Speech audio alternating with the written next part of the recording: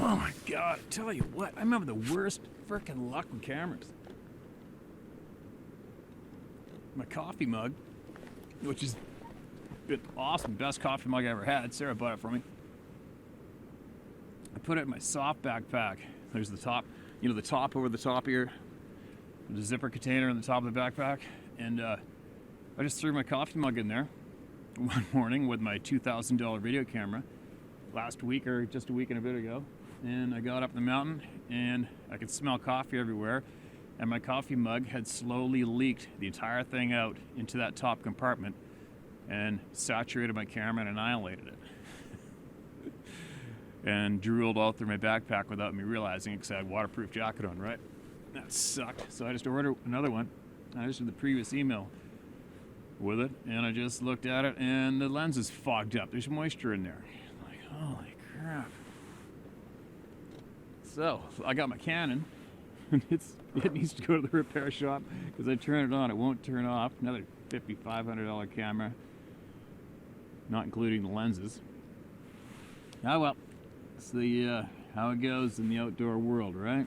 I've gone through, probably, I'll bet you I've gone through a dozen video cameras in the last 10 years anyway, or less, with guiding all year and bringing those things.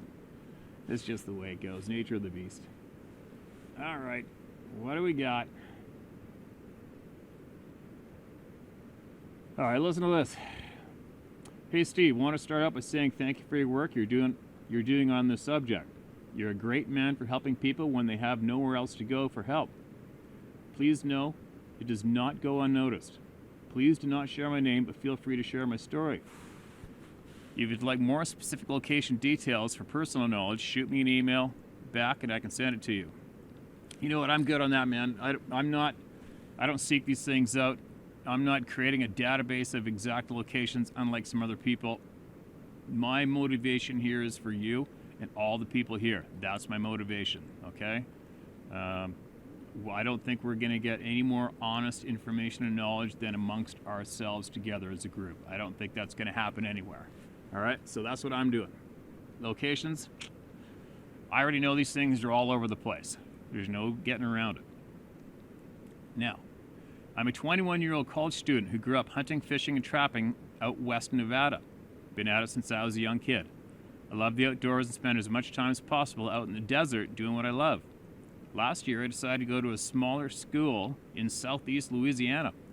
I had no idea what I wanted to study, but the tuition was cheap and I was drooling thinking of the duck hunting heaven I was about to find myself in.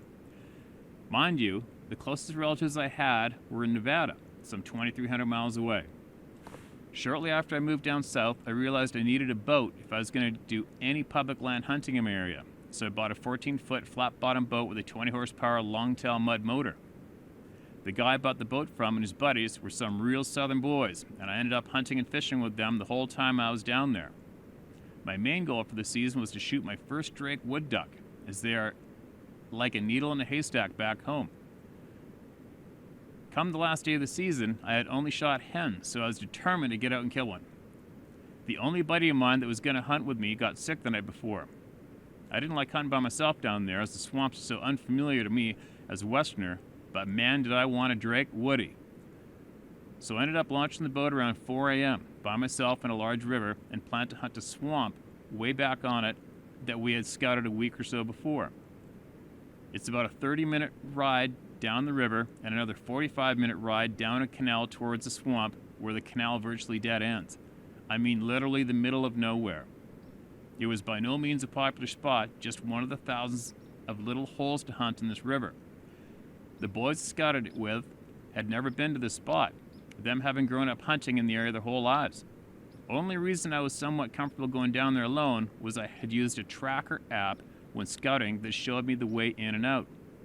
This canal I was riding through is fairly narrow, about 20 feet across, riddled with stumps and roughly 4 to 5 feet deep. The surrounding foliage looked like a damn movie set. Beautiful big cypress trees with low-hanging moss and thick brush mixed with palmettos, about 5 feet tall on either side. My boat is rigged up for bow fishing as well, and I use an LED light bar to see when I'm out before the sun comes up, so visibility is not a problem.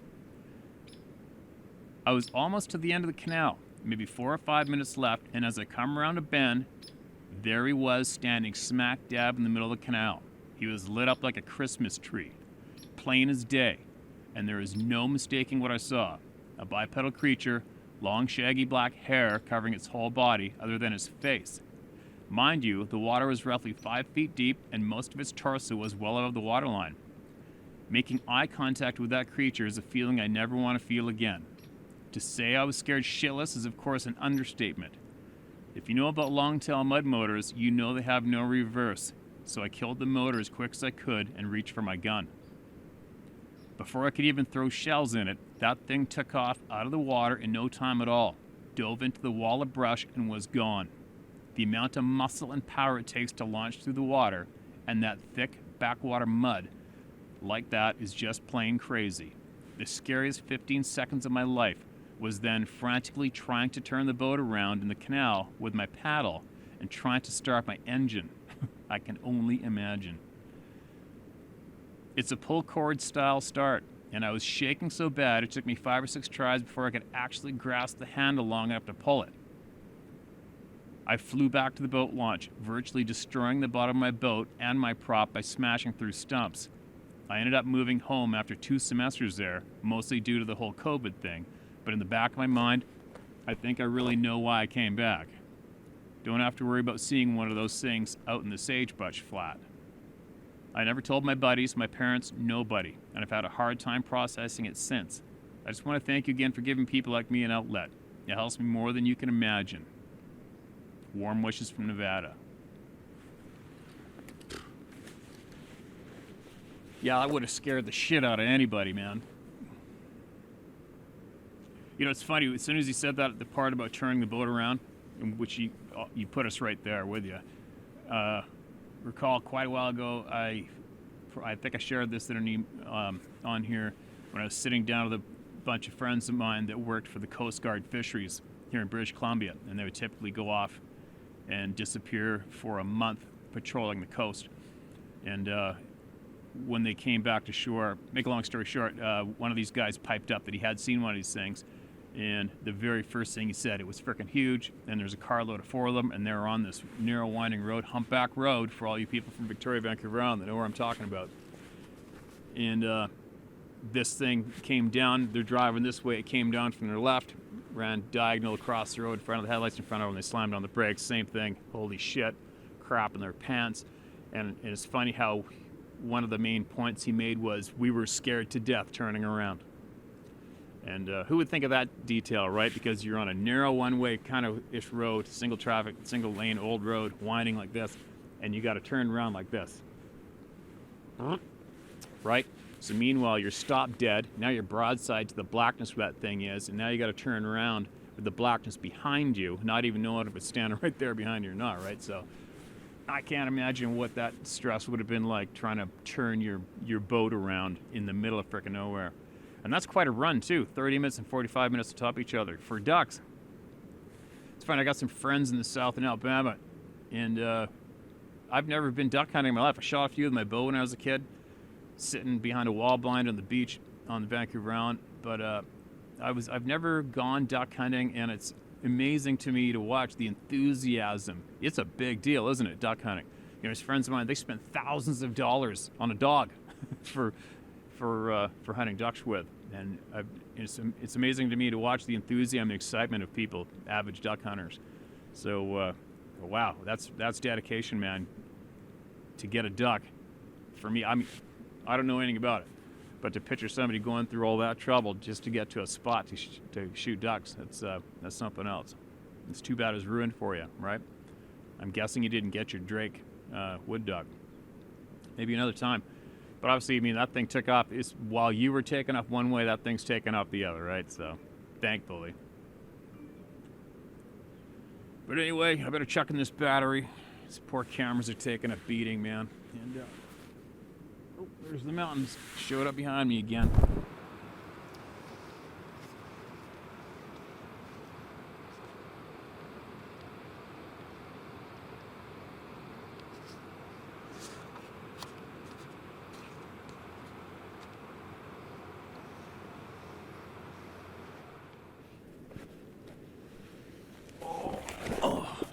hope you guys can see that mountain behind me now.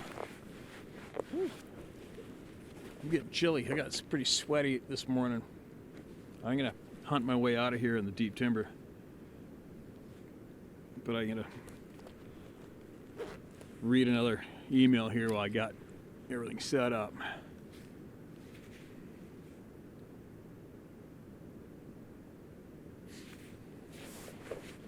Here we go again. Greetings and salutations. I've not seen these people in person, but I've had one contact. For the person of helping others grow knowledge of these people, I'll relay experience related, then I'll relay the moment I made contact. I'm a former member of the Canadian military with training experience in special forces, special operations, and intelligence. I worked often in the libraries of intel offices around this country. There were no books or info about these people in these libraries. Once while attending a special briefing in the vault, the ultra-high security ops room where people see in movies, at a secret facility, I was shown a locked library to retrieve necessary material. When the cabinet opened, I saw over 100 books, 100 ledgers and binders marked Sasquatch / ... bracket, a word I will not share, bracket. All right, I'm going to cause some curiosity there. Some of the binders were after action reports. A few years after I retired, I was living in Kelowna. I discovered Penasque Mountain, which is the highest summit on the 97C highway between West Bank and Merritt. I really felt wonderful there and went often for hiking, camping, and fishing the creeks and pocket lakes for trout. A feeling of total freedom came over me whenever I went there. In the summer of 2006, I decided to do a full RECCE and survey of Crown land with the intention of picking an area to apply to purchase so I could build a home. I knew exactly where I wanted to be and felt I needed to ensure access to water and other realities of building a house. When I arrived at the spot I had picked out on Google Earth, I was in awe of the view. There is the second peak of the west side of the ridge. There is a bare spot below it at the edge of a cut block where I wanted to build. As I stood there taking in the breathtaking view of hundreds of miles of mountains all around that were visible from that point, I noticed the peak above the trees. There was a game trail, very well beaten, going into the trees, so I went to look for sign. 10 feet into the tall trees, I saw the markers. There were structures on either side of the trail that I recognized from the day in the vault. They were identical and made from trees no 5 strong men could lift or manipulate to put in these configurations. It didn't happen from a storm either. There was no swath of wind damage around them. I chuckled to myself, thinking how useless the 30-30 I had slung over my shoulder was. I don't know why, but I wasn't scared at all. Not even suspicious, just curious. Then I got the spidey sense that I must follow the trail.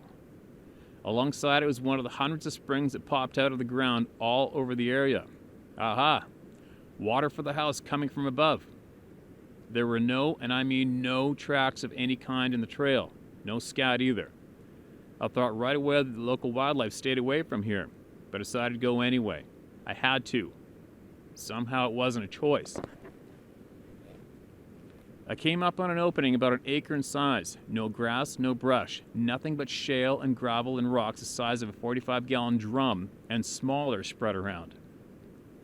In the surrounding trees were more structures. Then as I stood on the edge, I realized this could be a cemetery, and that's the feeling I had.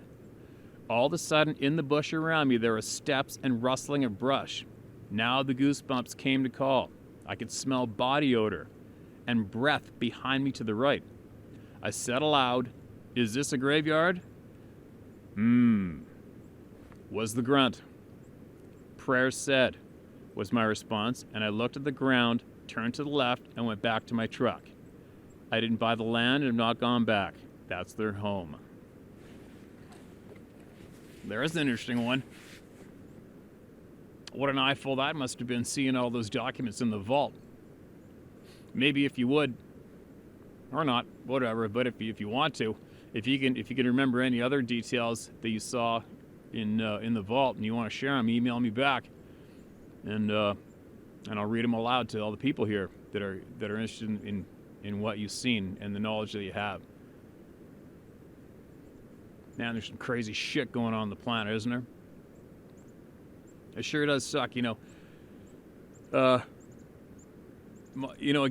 another part of my vote, my biggest curiosity out of everything is, why are we not informed? Why are we not educated with all the knowledge equally? Why are we being lied to, It just sucks that we're being lied to. It's not fair. It's not fair we're being lied to.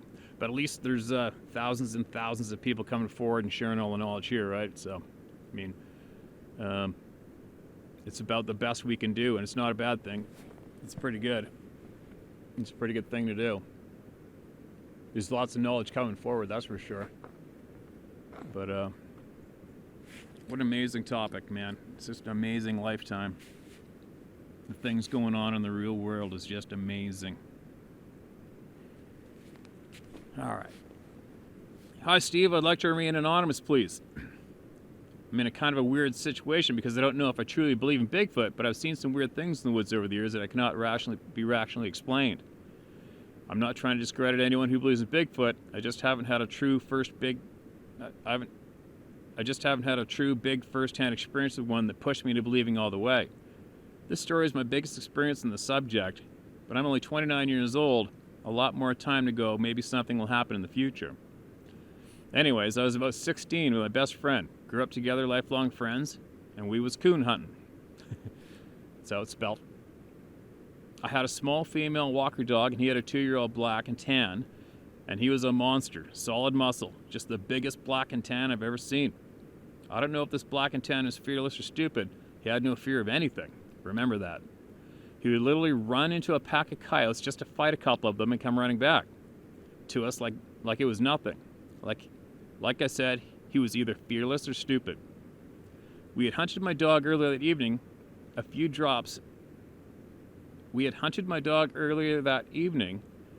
drops, but she was older and wore out, so I put her in the dog box with some food and water, and we dropped the black and tan off at the next stop, so we let him hunt on his own. We parked the truck, had him on a lead, and then my walker inside the dog box. I remember this really strong smell of wet dog and skunk when we got out of the truck. Didn't think much of it because we had coon dogs running through the creeks, and it's nothing for a skunk to spray in the woods. What was weird, the wet dog smell wasn't coming from the direction of our dogs, and it was horrible, even for coon dogs. Then my walker dog started whimpering, so I thought she wanted to go out again, so I opened up the door and she would not come out of the dog box, which is really rare. I thought maybe she had a thorn in her paw or something and was just being a crybaby, so I checked her over. Nothing was wrong with her. She was just whimpering, which she rarely did inside the box. So we cut the male black and tan loose to hunt on his own. This is usually where my story gets discredited.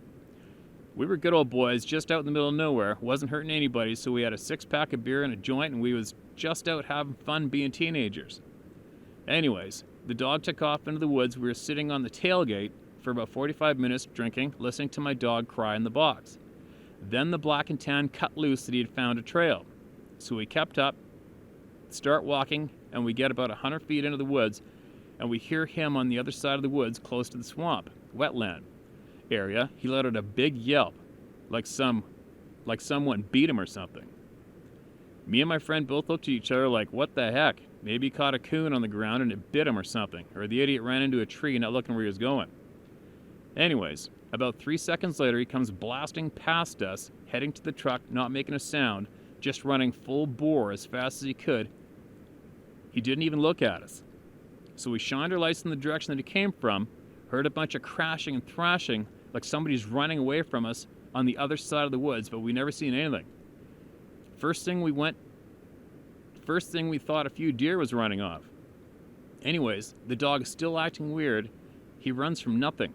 We stood there, called for him, and whistled, but he never came back to us in the woods. We walked back to the truck. He is literally underneath the truck, shaking. We finally coaxed him out from underneath the truck. His whole right side is covered in mud from head to tail, and his left side just has one muddy patch on it. He was literally dropped from the air in the mud. We got looking at the smaller mud patch on his left side and realized it was a big footprint. I mean, 8 inches wide, and went from his lower rib to the top of his back, like a huge footprint. I wish I could find the picture. It was on my old flip phone. I've never seen a person with a foot that big unless Shaq O'Neal was out there in the woods in Indiana and kicked a coon dog. We was the only ones out there in the woods at 11:30 p.m. We even got in the truck and drove around the square mile a couple times to see if any other humans or hunters were parked around. Didn't see anyone or anything, and it was a quiet night. We would have heard a vehicle leave. Whatever it was, literally kicked this dog onto his right side without getting any mud on his left side, besides the muddy footprint. And it was a bare foot, no shoes or boots tread in it. Looked like the heel of a huge foot and part of the center of an arc on the foot. We have told this story to a few people, but no one believes us. I'm not 100% sure what it was. Like I said, take from this story what you will. I really wish I could find that picture because it is a perfect footprint on that poor dog. It was just really, really weird. Thanks again, Steve. I'm glad I found your YouTube page. Keep up the good work, and hopefully I'll 100% believe in these things one day. Well, that's a different one. And you know what? One thing I always tell everybody, not this with anything in life, you already know what the answer is. We already know what many answers are due to our gut instincts, our intuition. We already know. We already know the right decisions to make before we make them. We know a lot in our subconscious. We just don't know. You know what I mean? The majority of us aren't in tune with our intuition as we should be, so we second guess and question ourselves like you are right now. But you know it as well as I do. Your intuition, your guts are telling you exactly what it was, right? That's why you're confused. You just got to go with it. Go with yourself and go with your intuition. And who gives a shit what anybody thinks? Obviously, right? I mean, look what I'm doing. Look what I'm doing. To all you people out there who are scared, not leaving your names, I don't care. I don't feel any less of you if you want to remain anonymous. But if you look at me and look what I do for a living, have done for a living, and look what I'm doing here online, what bad has come of it to me?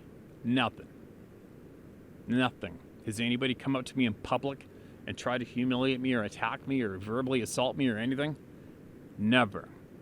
If anything, I'm sure there's a pile of people saying shit about me behind my back, without a doubt, but whatever. What does that say about those people, right? If you can't say shit to somebody's face, you're a coward. So whatever. Before I go on a bit of a tangent, that dog, you're lucky that dog didn't get killed. There's been so many reports of dogs getting literally torn in half, thrown on porches, thrown in the yard. I don't know why. I don't know why they have such a hate on for dogs and kill them just like that. I haven't a clue. I mean, they're just a stupid dog. They're somebody's pet. You know, it's a family member of somebody's. I don't understand why these beings kill them more often than they don't, but you're pretty lucky your dog didn't get whacked, right? Man, it doesn't look cold, but it is cold. I'm wet, and I am getting frickin' frozen. And I got about a 2-hour hike-ish. I'm going to make a great big loop around this mountain and dive into some big, thick timber before I get out of here. There's some real huge buck prints over here that are 24 hours old, and he was chasing a doe in circles. And I've been running back and forth on the side of this mountain trying to locate where the pocket is, where they might be right now, and eliminated that half of the pocket over there and got me real sweaty. So I'm gonna circle around back this way and through some timber behind me on the other side of the mountain, get warmed up again on the way out. But it's endless. It's frickin' endless. Why are we being lied to? Why are we being lied to? Well, it's like I said, I don't know how many times I said it. You know, there's all these people that are trying to do this and trying to do that, and trail cameras and trying to get hair samples when it's already been done a million times. The answers are out there for what you can or can't pull off. There's so many people out there just mimicking each other, going squatching. Meanwhile, why is there not a shitstorm of people demanding why we're being lied to? Why aren't the children being taught the honest knowledge of what's going on? Why? You know? That's what makes me angry. That's what frustrates me. All right, these things are running around. I've seen them. Thousands of you people have seen them and had experiences. Why are we being lied to?